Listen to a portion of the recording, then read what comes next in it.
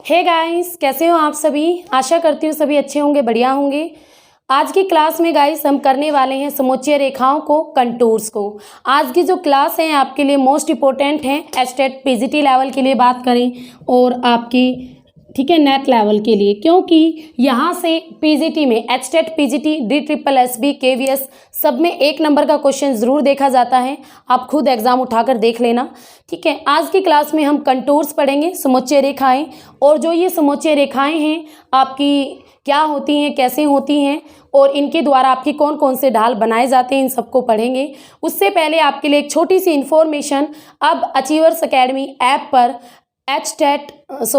PGT और net दोनों levels की ज्योग्राफी का पेड कोर्स अवेलेबल है। तो जो स्टूडेंट पेड कोर्स लेना चाहते हैं वो अचीवर्स अकेडमी ऐप डाउनलोड करें, ठीक है, और वहां से आप अपना पेड कोर्स खरीद लें। तो चलिए शुरू करते हैं अपने आज का टॉपिक, समुच्चय रेखाएं। तो क्या होती है समुच्चय रेखाएं? समान ऊंचाई वाले स्थानों को मिलाने वाली रेखाओं को कहते हैं समुच्चय रेखाएं यानी कंटूर्स। तो जो समान ऊंचाई वाले एरियाज होते हैं हमारी पृथ्वी पर, कई आपके जैसे पहाड़ है, पर्वत हैं, तो उन सभी ऊंचे ऊंचे पार्ट्स को आपस में मिलाने वाली जो रेखा है उसी को ही कहा जाता है समुच्चय रेखाएं यानी कंटूर्स। तो कंटूर्स के द्वारा आपकी अलग अलग आकृतियां बनाकर अनेक फीचर्स बनाए जाते हैं, जैसे आपके V shaped valley, waterfall, concave slope, convex slope, आपके प्लेट ट्यूब। तो इन सबको पूरा डिटेल से पढ़ेंगे आगे, धीरे धीरे एक एक करके प्रैक्टिकल वर्क के साथ, ताकि आपको चीज़ें क्लियर हो जाएं। तो चलिए शुरू करते हैं अपनी समुच्चय रेखाएं। तो ऊंचावच को जो भी प्रदर्शित करते हैं आपके जो समुच्चय रेखाएं हैं, तो इन समुच्चय रेखाओं के द्वारा ढाल का निर्माण किया जाता है, ढाल बनाए जाते हैं, स्लोप बनाए जाते हैं। और आपके पीजीटी लेवल में यहाँ से बहुत क्वेश्चन आते हैं, इसीलिए अब हम समुच्चय रेखाओं के द्वारा कैसे आपके ढालों का निर्माण किया जाता है, यानी ढालों की ऊंचाइयों को दिखाया जाता है कि कहाँ पर आपका तीव्र ढाल है, कहाँ पर मंद ढाल है, इस चीज़ को। तो चलिए समुच्चय रेखाओं द्वारा ढालों के प्रदर्शन को यानी स्लोप को कैसे प्रेजेंट किया जाता है उसको थोड़ा सा देख लेते हैं। ठीक है, तो सबसे पहले आता है इसमें एक समान ढाल, एक समान ढाल जिसे यूनिफॉर्म स्लोप भी कहते हैं, यूनिफॉर्म स्लोप भी कहते हैं। ये यूनिफॉर्म स्लोप 2 प्रकार का होता है, जेंटल और स्टिप। जेंटल और स्टिप। जेंटल मीन्स आपका जो ढाल रहेगा वह यहाँ पर जेंटल में आपकी जो समुच्चय रेखाएं होती हैं वो दूर दूर होती हैं और ढाल बनेगा मंद। यानी आप एक चीज़ याद रखना, सबसे पहली चीज़ कि जब समुच्चय रेखाएं एक दूसरे से दूरी पर होती है तब आपका जो ढाल बनेगा कैसा बनेगा भाई? मंद। और जब आपकी समुच्चय रेखाएं एक दूसरे के पास पास होती है तो आपका ढाल कैसा बनेगा? तीव्र बनेगा, यानी खड़ा ढाल बनेगा। तो समुच्चय रेखाएं जब दूर दूर तो मंद ढाल, समुच्चय रेखाएं जब पास पास तो आपका तीव्र ढाल। तो जब यूनिफॉर्म स्लोप के अंदर जेंटल वाला स्लोप बनता है तो उसमें आपका ढाल मंद होता है। स्टिप वाले जो आपका स्लोप है तो स्टिप वाले में आपका ढाल खड़ा होता है, तीव्र होता है। देखो अभी समझाती हूँ। आप सभी ने अपने प्रैक्टिकल वर्क के अंदर इस प्रकार की काम किया हुआ है पहले भी, यानी आप सभी ने ढाल को दिखाया हुआ है, स्लोप को प्रेजेंट किया हुआ है। तो यहाँ पर आपकी कुछ हम ऊंचाइयाँ लिखते थे, 100, 200, 300, 400, 500, 600, 700। मैं केवल आपको समझाने के लिए कि कैसे ढाल प्रेजेंट होते हैं, ठीक है, वरना हमें कोई प्रैक्टिकल वर्क थोड़ी ना करना है जो यहाँ पे हम एक एक चीज़ को बना के देखेंगे। तो यूनिफॉर्म स्लोप बना रही हूँ मैं सबसे पहले जेंटल वाला।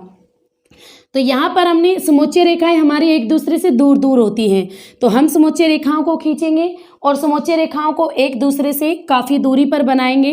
ये आपकी 100 वाली, 200 वाली, 300 वाली, 400 वाली, 500 वाली। ठीक है, अब आपका 500 देखो, यहाँ पे सीधा लंब डालो, 500 देखोगे ना यहाँ तक आता है, ठीक है, यहाँ तक आता है। 400 500 से नीचे आता है, यानी यहाँ तक। 300 आपका इससे भी थोड़ा नीचे आता है और 200 आपका इससे थोड़ा नीचे आएगा और 100 इससे भी बिल्कुल यहाँ तक आता है। तो आपका जो ढाल बनेगा वो कैसे बनेगा, देखो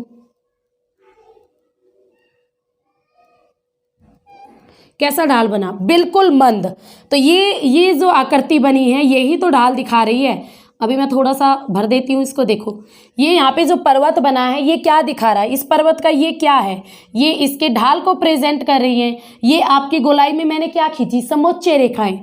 तो ये आपका किस प्रकार का ढाल प्रेजेंट कर रहा है, यूनिफॉर्म स्लोप का आपका जेंटल वाला ढाल, जिसमें आपका ढाल मंद होता है। ठीक है, एग्जाम में क्वेश्चन आना होगा तो ऐसे आएगा कि भाई किस स्लोप के अंदर आपके जो ढाल है बिल्कुल मंद होता है और समोच्च रेखाएं एक दूसरे से दूरी पर होती है, तो वो कौन सा स्लोप होगा, वो होगा भाई आपका जेंटल वाला स्लोप। नेक्स्ट आता है स्टिप। स्टिप के अंदर क्या होता है, स्टिप के अंदर जो आपकी समोच्च रेखाएं हैं वो एक दूसरे के पास पास होती है, मीन्स पास पास बना दो समोच्च रेखाओं को, एक दूसरे की पास पास होती है कुछ इस तरीके से। तो भाई आपका 100, 200, 300, 400, 500, 600, 700, 800, 900।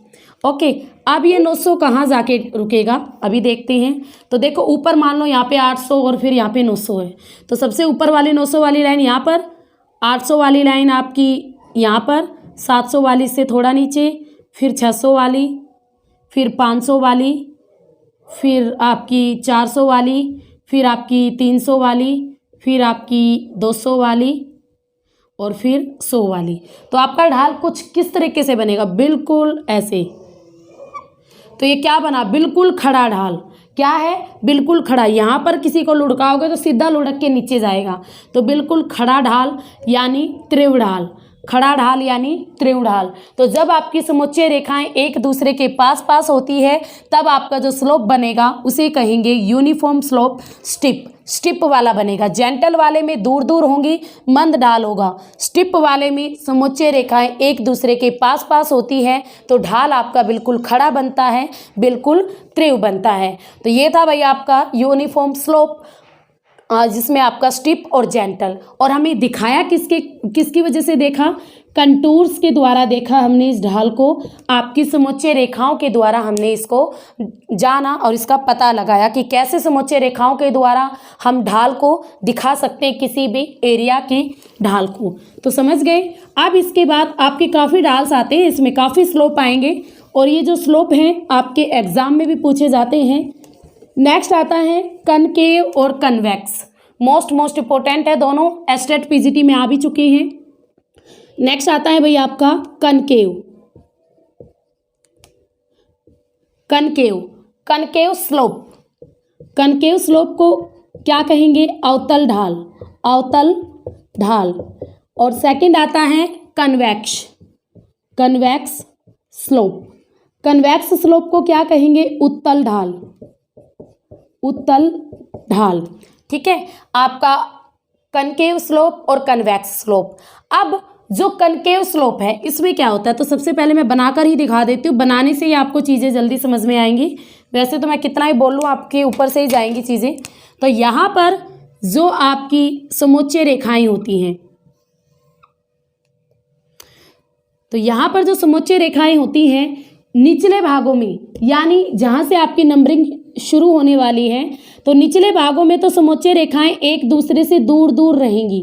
कनकेव वाले में निचले भागों में समोच्च रेखाएं एक दूसरे से दूर दूर होती है, जबकि ऊंचे भागों में एक दूसरे के पास पास होती है, 500, 600। ठीक है, तो निचले भागों में एक दूसरे से दूर दूर होंगी और जब ऊंचे वाले एरिया आ जाएंगे यानी 500 मीटर 600 मीटर की ऊंचाई, तो यहाँ पर जो समोच्च रेखाएं हैं वो एक दूसरे के पास पास हो जाती है। ठीक है, तो पास पास हो जाती है। इस प्रकार का जो आपका स्लोप बनता है उसे कहते हैं कनकेव स्लोप। तो देखो अब कैसा बनेगा स्लोप यहाँ पर हमारा। तो मान लो ये आपका 100, 200, 300, 400, 500, 600, 700 मीटर। अब यहाँ पे 700 वाली आपको यहीं पर ही टच कर जाएगी और 600 वाली आपकी थोड़ा सा नीचे, 500 वाली से थोड़ा सा नीचे, 400 वाली इससे थोड़ा सा नीचे, फिर इसके काफ़ी दूर 300 वाली थोड़ा सा नीचे, फिर 200 वाली थोड़ा सा नीचे, फिर आपकी 100 वाली। ओके, तो आपका जो स्लोप बनेगा वो कैसा बनेगा, तो ध्यान से देखना। आपके कनकेव वाले में ऊंचाई जैसे जैसे बढ़ती जाएगी आपका यानी जो स्लोप रहेगा उसका ढाल तीव्र होता है और निचले भागों में ढाल मंद हो जाता है। तो यहाँ पर आपका ढाल कैसा है, इतने भागों में यानी निचले भागों में जो ढाल होगा वो मंद होता है, और भाई आपके ऊपर वाले भागों में जहाँ समुच्चय रेखाएं एक दूसरे के नज़दीक होती है तो ऊपरी भागों में जो स्लोप होता है वो तीव्र होता है। आप खुद भी देख सकते हो, ध्यान से देखो, बिल्कुल खड़ा ढाल है यहाँ तक, इसके बाद थोड़ा सा मंद आ जाता है, मंद ढाल आता है। तो ये था आपका कनकेव स्लोप।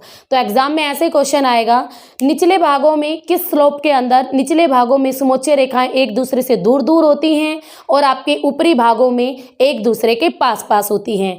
और या फिर ढाल से डालेगा तो ढाल ऐसे डालेगा कि किस स्लोप के अंदर जो ढाल होता है निचले भागों में तो मंद ढाल होता है और ऊपरी भागों में आपका खड़ा ढाल होता है, तीव्र ढाल होता है। तो इस प्रकार का जो ढाल होता है उसे कहते हैं कनकेव, आपका कनकेव स्लोप। ठीक है, अब हमारा नेक्स्ट आता है कन्वेक्स। कन्वेक्स जो स्लोप होता है ये उत्तल ढाल बिल्कुल उल्टा होता है कनकेव का। ठीक है, कनकेव का उल्टा कन्वेक्स स्लोप कैसे रहेगा भाई, अभी बना देते हैं कन्वेक्स भी। तो यहाँ पर सेम आपकी वही समुच्चय रेखाएं, वही सेम पार्ट, यहाँ पर आपके निचले भागों में समुच्चय रेखाएं एक दूसरे से दूर दूर थी, यहाँ पर आपके निचले भागों में समुच्चय रेखाएं एक दूसरे के पास पास होती हैं, उल्टा है ना उसका। तो निचले भागों में समुच्चय रेखाएं एक दूसरे के पास पास होती हैं और फिर एक दूसरे से दूर दूर, ऊंचे भागों में एक दूसरे से दूर दूर हो जाती हैं। 100, 200, 300, 400, 500, 600। ओके, यहाँ पर भी हम 100, 200, 300, 400, 500, 600। अब हम अपना लंब डालेंगे समुच्चय रेखाओं की सहायता से। तो 600 वाला 600 पे मिल गया, 500 वाला इससे थोड़ा सा नीचे, 400 वाला इससे हल्का सा और नीचे, 300 वाला 400 वाले से और नीचे, फिर 200 यहाँ पर आ जाएगा और फिर आपका 100 ऐसे। अब आपका क्या होगा, ध्यान से देखो, यहाँ पर आपका जो ऊपर वाले भाग है ऊंचाई के साथ साथ, देखो यहाँ से ऐसे आएगा हमारा धरातल,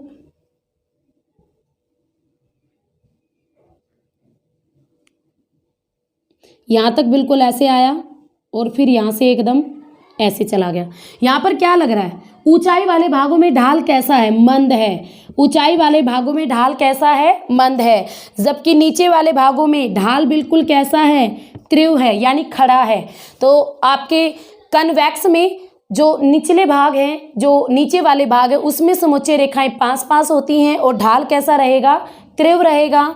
और ऊंचे वाले भागों में समुच्चय रेखाएं कंटूर्स एक दूसरे से दूर दूर होते हैं, तो आपका ढाल कैसा रहता है भाई, मंद ढाल रहता है। तो तीव्र ढाल, मंद ढाल दोनों बिल्कुल एक दूसरे के अपोजिट होते हैं, कनकेव और कन्वेक्स स्लोप, उत्तल ढाल और अवतल ढाल। तो आई थिंक आपको दोनों क्लियर हो गए हैं। एग्जाम में क्वेश्चन ऐसे ही आएगा, किस स्लोप के अंदर समुच्चय रेखाएं निचले भाग में एक दूसरे के नज़दीक और ऊंचे वाले भागों में एक दूसरे से दूर होती हैं, या फिर किस स्लोप में जो ढाल है निचले भागों में बिल्कुल खड़ा रहेगा आपका और ऊपर वाले भागों में मंद होता है, तो वो कौन सा स्लोप है। इस तरह से एचटेट पीजीटी में क्वेश्चन आया था कनकेव स्लोप से।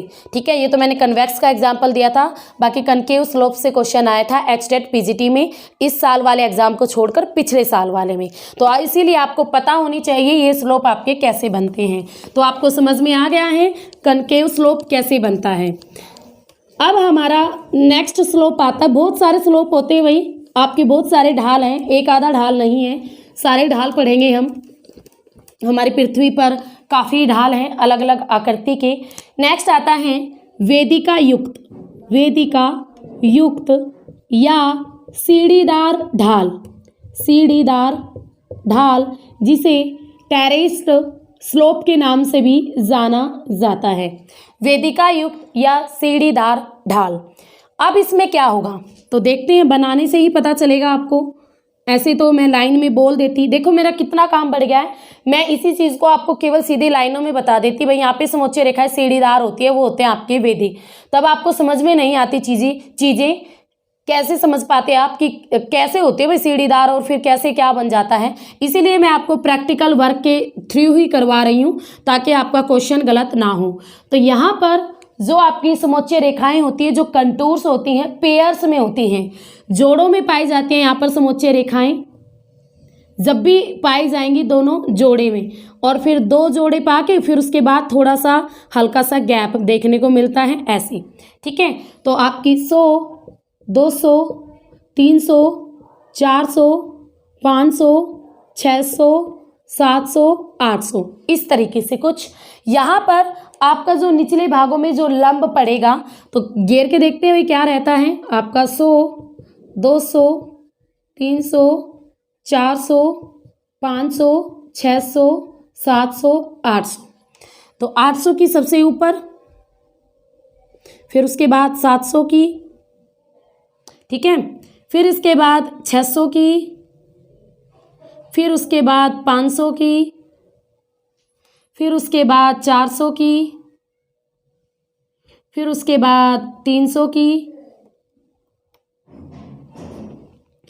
फिर इसके बाद 200 की, और फिर इसके बाद 100। ओके, अब आपकी देखते हैं आकृति कैसे बनती है।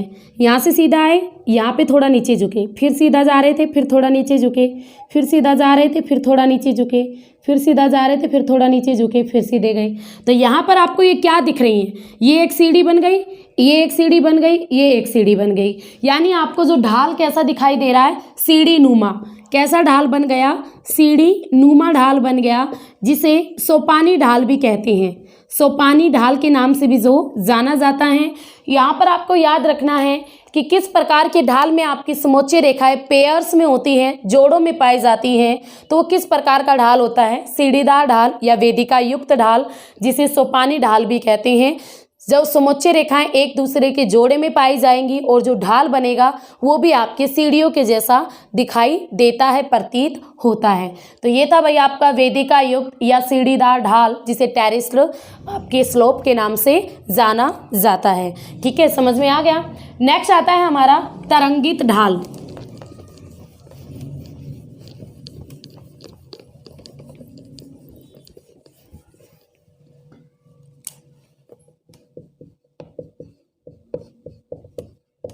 तरंगित ढाल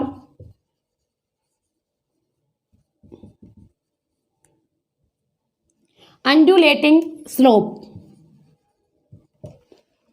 तरंगित ढाल, इस ढाल में क्या खासियत है, इस ढाल के अंदर आप एक ही ढाल में उत्तल ढाल को भी देख लोगे और अवतल को भी। उत्तल और अवतल दोनों के दोनों ढाल इस अकेले स्लोप में शामिल होते हैं। बना के देखते हैं तभी समझोगे।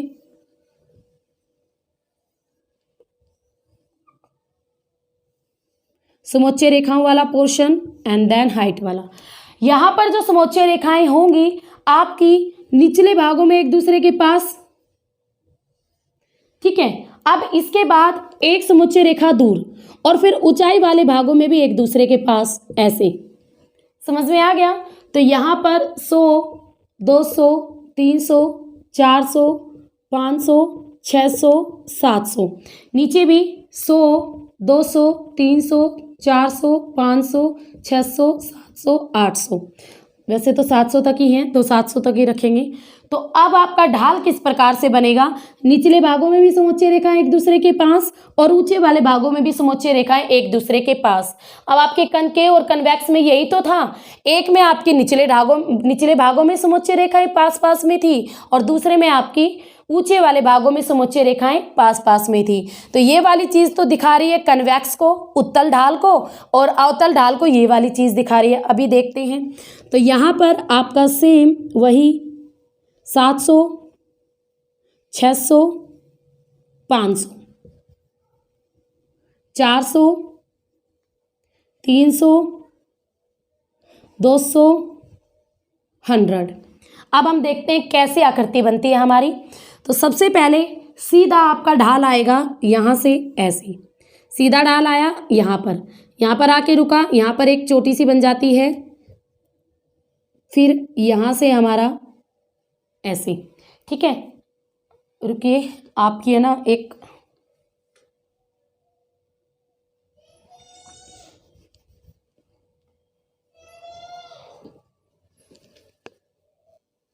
तो यहाँ पर जो ढाल बनेगा, जो ढाल यहाँ पर बनता है वो सीधा ऐसे आके फिर ऊपर जाएगा, यहाँ से इसके साथ मिलेगा, फिर नीचे जाके ऐसे बनेगा, ठीक है। तो यहाँ पर जो आपका ढाल बनेगा, देखो ऊंचाई यानी ऊंचे भागों में भी ढाल कैसा है, त्रिव है, और निचाई वाले भागों में भी ढाल त्रिव बनता है।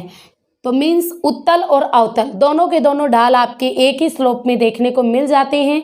तरंगित ढाल की जो आपकी समोच्च रेखाएं होती हैं वो एक दूसरे से असमान दूरी पर खींची जाती हैं, कोई समानता नहीं होती, हर रेखा एक दूसरे से अलग अलग खींची जाती है समोच्च रेखाएं तरंगित ढाल के अंदर।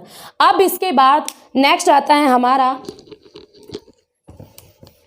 Hill slope. हिल स्लोप यानी जिसे कोनिकल हिल स्लोप के नाम से भी जाना जाता है, शंक्वाकार पहाड़ी स्लोप, कोनिकल हिल स्लोप, शंक्वाकार पहाड़ी ढाल। अब इसमें क्या होगा, तो चलिए बनाते हैं कोनिकल हिल को। इसमें आपकी समुच्चय रेखाएं कैसे बनती है, सेम आपका उसी तरीके से बॉक्स बनाएंगे। ओके, यहाँ पर आपकी ये सारे आकृतियां है ना, आप अपनी कॉपी में बना लेना। जब भी आप वीडियो को देखो तो साथ के साथ अपनी कॉपी में इन आकृतियों को, इन फीचर्स को बना लेना, ताकि जब लास्ट रिवीजन आप दो तो आपको सारी चीज़ें समझ में आ जाए।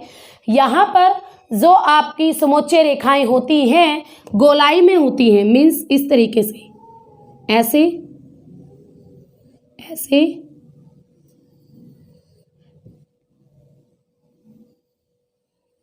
इस तरीके से आपकी समोच्चय रेखाएं यहाँ पर होती हैं।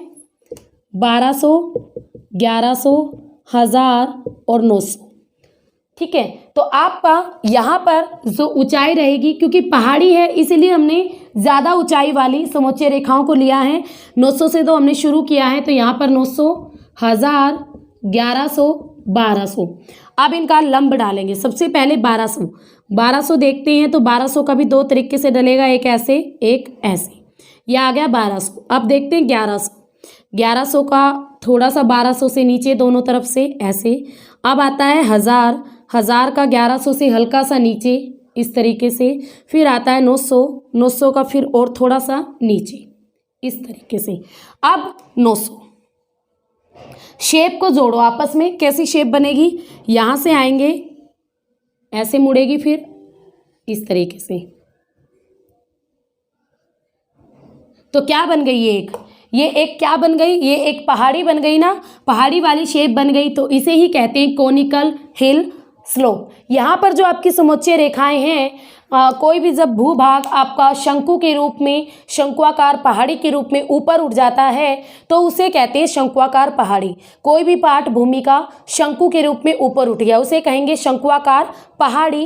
अपने निकटवर्ती एरिया से 1000 मीटर से 3000 मीटर की जो ऊंचाई होती है उससे कम ही रहती है इसकी। और यहाँ पर आपकी जो समोच्चय रेखाएं होती हैं एक समान दूरी पर और साकेंद्रीय वृत्तों के रूप में खींची जाती है, ठीक है। याद रखना, एग्जाम में आ सकता है कि किस स्लोप के अंदर आपकी समोच्चय रेखाएं साकेंद्रीय वृत्त यानी सर्कल के रूप में खींची जाती हैं, तो वो है भैया आपका कोनिकल हिल स्लोप। तो समोच्चय रेखाएं आपकी सकेंद्रीय वृत्त में खींची जाती हैं, और जैसे आप इन वृत्तों के अंदर अंदर जाते हो समोच्चय रेखाओं का मान बढ़ता चला जाता है, उनकी वैल्यू बढ़ती चली जाती हैं। और इसका सबसे बढ़िया एग्जाम्पल है ज्वालामुखी शंकु। ज्वालामुखी शंकु इसका सबसे बेस्ट एग्जाम्पल है कोनिकल हिल स्लोप का, ठीक है भाई। नेक्स्ट आता है रिज यानी कटक। समझ गए हो आप कोनिकल हिल कैसे बनता है समोच्चय रेखाओं के द्वारा। सकेंद्रीय एक सर्कल के रूप में समोच्चय रेखाएं खींची जाती हैं कोनिकल हिल वाले में। नेक्स्ट आता है कटक। कटक यानी रिज, कटक यानी रिज, रिज, कटक यानी रिज। रिज को कैसे बनाएंगे, इसमें भी सिंपली आपके वही पूरा बॉक्स बनेगा, इसके अंदर भी वही आपकी सेम समोच्च रेखाएं खींची जाएंगी, बट यहाँ पर जो समोच्च रेखाएं होंगी कुछ अलग तरीके से होंगी। ठीक है, यहाँ पर एक समोच्च रेखाएं ऐसे और एक का पार्ट ये रहेगा, और दोनों की आपकी जो समोच्च रेखाएं खींची जाएंगी, जैसे ये 700 वाली है, ये भी 700 वाली है। अब जो 600 वाली समोच्च रेखा होगी वो इस पूरे पार्ट को कवर करेगी। 600 वाली, 500 वाली, 400 वाली, तो इस तरीके से आपकी समोच्च रेखाएं खींच दी जाती है। ऊपर ये 300 वाली बिल्कुल सीधी छोड़ दो। ठीक है, अब इनका लंब डालो, यहाँ से 300, 400, 500, 600, 700। अब सबसे पहले हम 700 को डालते हैं, तो 700 बिल्कुल आपका यहाँ पर आ जाएगा दोनों तरफ से ऐसे, और इधर से भी 700, 700 आपका ऐसे आ जाएगा। 600 की लेते हैं तो यहाँ से एक 600 की लाइन, और यहाँ से भी आपकी 600 की लाइन, यहाँ से 500 की लाइन, इससे थोड़ा नीचे, और यहाँ से भी आपकी 500 की लाइन। अब यहाँ से आपकी 400 की लाइन, और सेम बिल्कुल ऐसे ही आपकी यहाँ से भी 400 की लाइन। ठीक है, अब आपकी कैसे बनेगी, अगर हम देखें तो आपकी एक लाइंस, ये थोड़े चौड़े बना लो भाई इनको ऐसे, और ऐसे, यहाँ से इनको हल्का सा चौड़ा कर लेते हैं। अब इस आकृति को मिलाते हैं। जब आप इस आकृति को मिलाओगे ना तो कुछ दो छोटे छोटे पतले पतले पर्वत से बनेंगे। 400 की थी ना ये, ऐसे। ठीक है, तो कुछ इस तरीके से आपकी पतली पतली दो पहाड़ियां बन जाती हैं, इन्हें ही कहते हैं रिज। रिज होते क्या हैं आप सभी जानते हो, लास्ट क्लास है हमारी, ये लास्ट ब्रांच है जियो की। कटक मैंने आपको अच्छी तरह समझाया था, ओशनोलॉजी में बताया था कि भाई कटक कैसे क्या बनते हैं आपके। तो यहाँ पर भी जो लंबे और संकरे, लंबे पतले और जो संकरे पर्वत होते हैं उन्हें कहते हैं रिज। Ridge means Cuttack. ठीक है, लंबे पतले संकरे पर्वतों को कटक के नाम से जाना जाता है। तो कटक की आकृति आपकी कुछ इस तरीके से बनती है।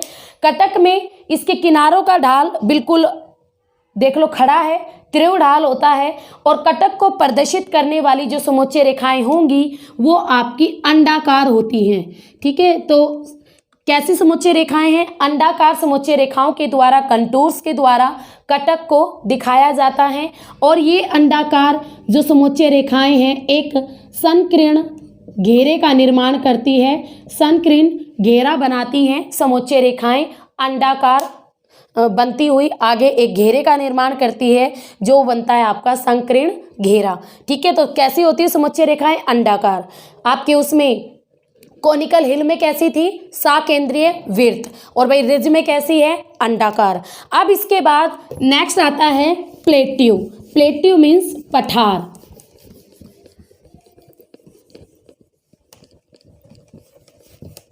नेक्स्ट आता है हमारा पठार, प्लेट्यू, पठार। आप सभी जानते हो पठार क्या होते हैं, जिसके ढाल खड़े होते हैं और ऊपर से समतल होता है। तो कुछ ये वाली आकृति को पठार कहा जाता है।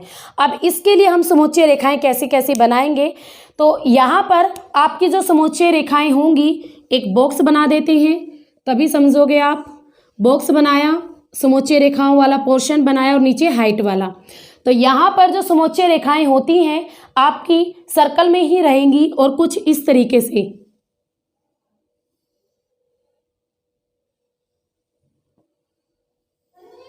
ऐसे कुछ इस तरीके से समोच्च रेखाएं होती हैं। ठीक है, जैसे आपकी मान लो 1200 वाली है, 1400 वाली है और 1600 वाली है। यहाँ पर फिर आपका लंब डालेंगे 1200, 1400, 1600। सबसे पहले 1600 वाली कहाँ पर है, यहाँ पर है। इधर से भी 1600 वाली यहाँ पर है, यहाँ से 1400 वाली नीचे हल्का सा, और यहाँ से भी हल्का सा नीचे। अब यहाँ से आपकी 1200 वाली और नीचे, और इधर से भी आपकी 1200 वाली और नीचे। यहाँ पर जो समोच्चाएँ रेखाएं होंगी बिल्कुल देखो इस तरीके से होके ये आपका आ गया खड़ा ढाल, और यहाँ से बिल्कुल ऊपर से स्पाट, और यहाँ से फिर दोबारा आपका खड़ा ढाल। तो इस तरीके से एक पठार का निर्माण होता है। ठीक है, तो आपकी इस तरीके से समोच्चय रेखाएं होंगी, और एक समोच्चय रेखाएं बिल्कुल निकट निकट होती हैं, और आपकी एस ये जो आकृति है इसको ध्यान रखना, पठार में प्लेट्यू के अंदर। नेक्स्ट आती है पठार के बाद नेक्स्ट आती है हमारी वी आकार की शेप, यानी वी आकार की घाटी जो कि नदियां बनाती हैं। आप सबने पढ़ी हुई भी है वी आकार की घाटी जियोमॉर्फोलॉजी के अंदर। V shaped valley, V shaped valley. अब वी शेप्ड वैली, वी आकार की घाटी किस प्रकार से समोच्चय रेखाओं के द्वारा हम दिखाएंगे। तो यहाँ पर वी आकार की घाटी को बनाने के लिए जो समोच्चय रेखाओं का आकार होता है, जो कंटूर्स का शेप होती है, वो भी वही आपके उल्टे वी की जैसी होती है। किसकी जैसी? उल्टे वी। तो कुछ इस तरीके से, ठीक है, तो कुछ इस तरीके की आकृति रहेगी।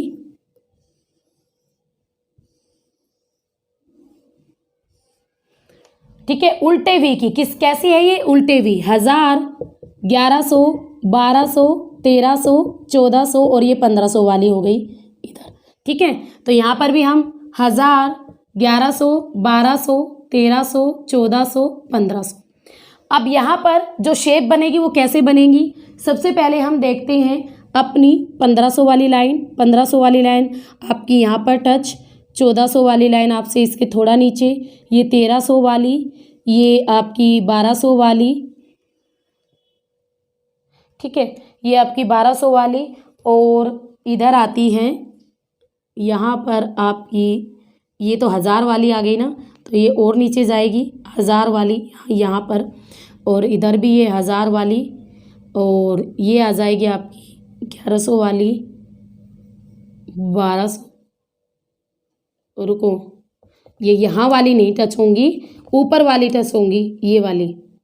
ठीक है, ये आएगी आपकी 1200 वाली, ये आएगी आपकी 1300 वाली, और ये है हमारी 1400, और ये है हमारी 1500। ठीक है, अब शेप देखते हैं हम कैसी बनती हैं।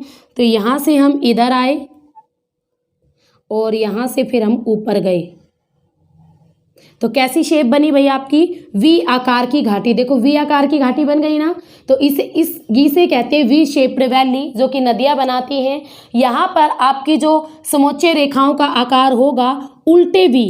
कैसा होगा? उल्टे वी की आकृति की होगी समोच्चय रेखाएं।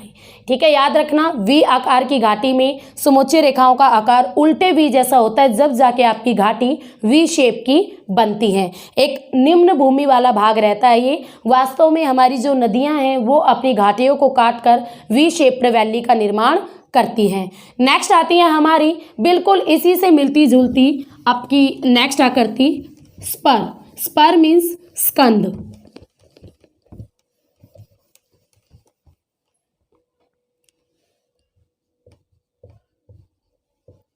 स्पर, स्कंद।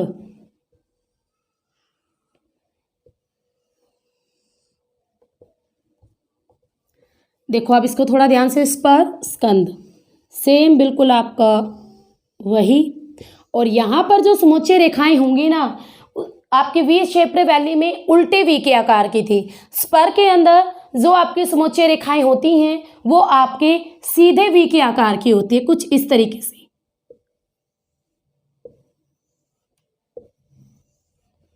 ठीक है, तो कुछ इस तरीके से आपकी वी आकार की, कुछ सीधे वी की, उल्टा वी नहीं सीधा वी, वी के आकार की समोच्चय रेखाएं यहाँ पर होती है स्पर के अंदर।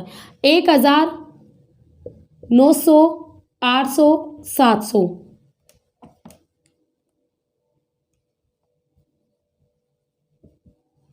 काटेंगे अब। 1000 पे जाते हैं सबसे पहले, ऐसे नहीं, ये तो हमारी 700 की है, 1000 की नहीं है, 700 की है।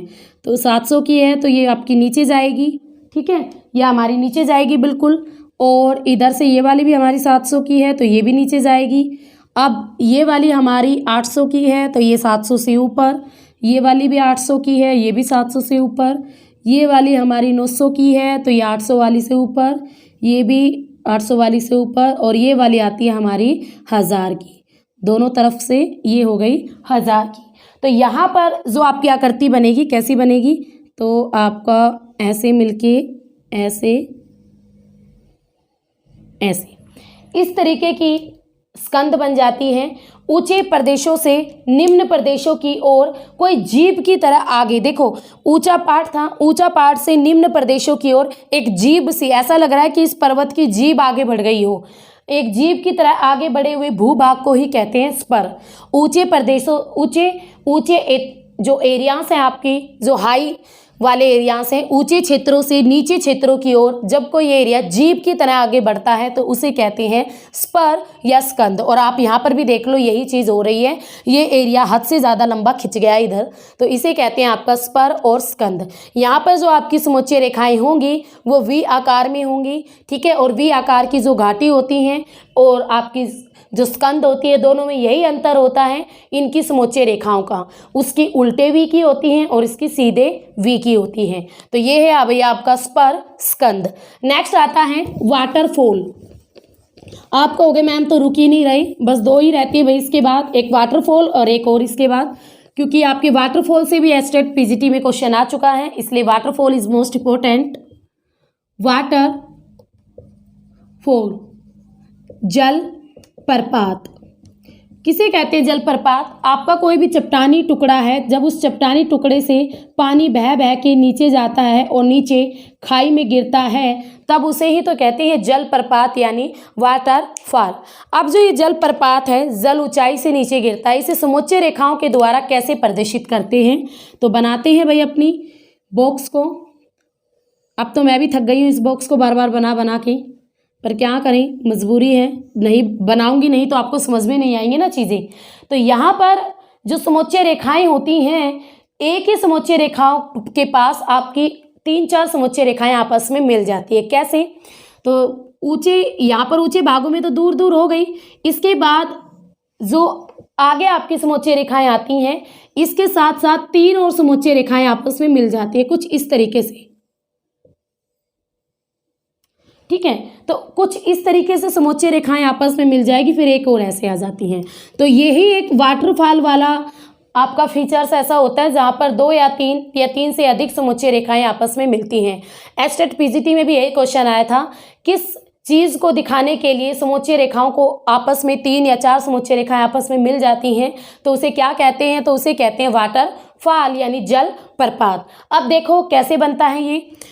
तो भाई आपके यहाँ पर 2000, 1900, 1800, 1700, 1600, 1500, 1400, ओके। यहाँ पर भी आपका 1400, 1500, 1600, 1700, 1800, 1900, 2000। अब देखते हैं इसको कैसे बनेगा।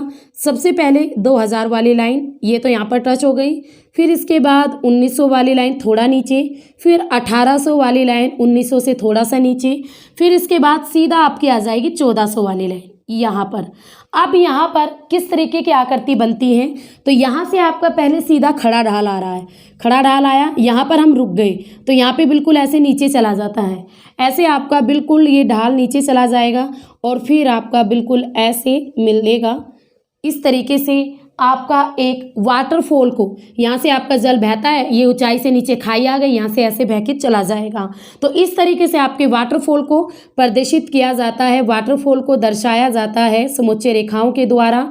और यहाँ पर जो 2 या 3 से अधिक समोच्चय रेखाएं आपस में मिल जाती हैं, इस चीज़ को आप याद रखना। वाटरफॉल में केवल आपको यही एक चीज़ याद रखनी है कि 3 से अधिक समोच्चय रेखाएं आपस में मिल जाती हैं। वाटरफॉल के बाद लास्ट आता है हमारा सी क्लिफ। सी क्लिफ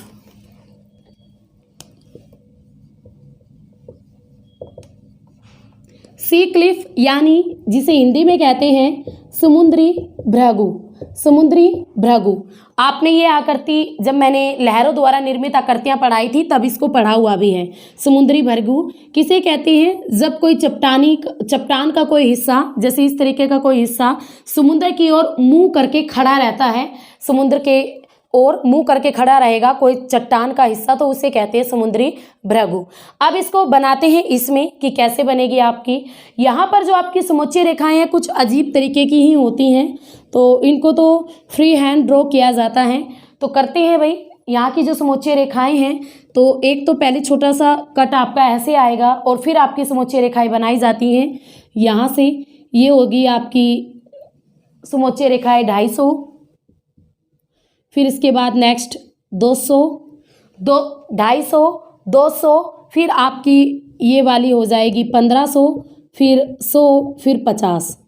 ठीक है, और ऐसे ही 250 से नीचे इधर आ जाती है एक इधर। तो कुछ ऐसी ही रेखाएं होती हैं ये समुच्चय रेखाएं समुद्री भृगु पर। यहाँ पर आपकी समुच्चय रेखाएं भृगु की विभिन्न मान वाली जो समुच्चय रेखाएं होती हैं एक दूसरे के ऊपर खींची जाती हैं, एक दूसरे के ऊपर इनको खींचकर प्रदर्शित किया जाता है समुद्री भृगु को। अब इसको नीचे दिखाने की कोशिश करते हैं।